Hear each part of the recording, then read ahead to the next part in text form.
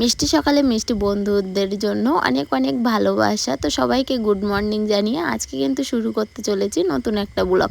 তো যেহেতু আমি ভিডিওর মধ্যে আসি না, তেমনভাবে ভয়েস দেওয়া হয় না, তো আজকে কিন্তু অনেক দিনের অপেক্ষার অবসান ঘটতে চলেছে। অনেক দিন ধরে ইচ্ছা ছিল একটা ঠাকুরঘর বানানোর, তো আজকে কিন্তু সেটা কমপ্লিট হতে চলেছে। দেখো এখন কিন্তু আমাদের ঠাকুরঘরের ছাদ ঢালাই হতে চলেছে। আজকে আমাদের ফাইনালি ঠাকুরঘরের ছাদ ঢালাই হচ্ছে। তো তার জন্য আমাদের বাড়ি কিন্তু ছোট্টখাটো করে কিছু খাওয়া দাওয়ার আয়োজন হয়েছে। আর যেহেতু ঠাকুরঘর, তাই কিন্তু নিরামিষ খাওয়া দাওয়াই রেখেছি আমরা।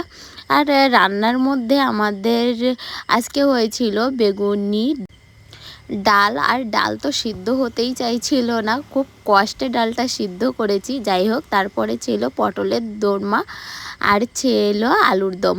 তো এইটুকু খাবার আয়োজন ছিল, আর দই মিষ্টি তো ছিলই। খাওয়া দাওয়া কিন্তু অনেকটাই বলেছে, সন্ধ্যা ঠিকই বলেছে, কিন্তু আমি কিন্তু আমার একটা কাজে গিয়েছিলাম, আজকে না বেরোলে নয়। আমি কিন্তু বেরিয়ে এসে দেখে কিন্তু ওদেরকে অনেক কষ্ট হয়ে যাচ্ছে, কেননা এই সময় কিন্তু লোক পাইনি, তার জন্য এক থেকে দুজন লোক পেয়েছি। আর বাবা আসছিল, বাবা অনেকটা কষ্ট হয়ে যাচ্ছিলো, তার জন্য কিন্তু আমি ছেলে কিন্তু আর দাঁড়িয়ে দেখতে না পেয়ে কিন্তু আমি কাজ শুরু করে দিলাম। আর আমি মশলা মাখাচ্ছি, আর বাকিরা কিন্তু মশলা বয়ে দিচ্ছে। আর এখানে দেখো ছাদ কিন্তু আমার অর্ধেকের বেশি হয়ে গেছে, বাকিটা কিন্তু এখন আমি শুরু করে দিলাম। অনেকটা কষ্ট হচ্ছিলো, যেহেতু এসব কাজ আমি এখন আর করি না।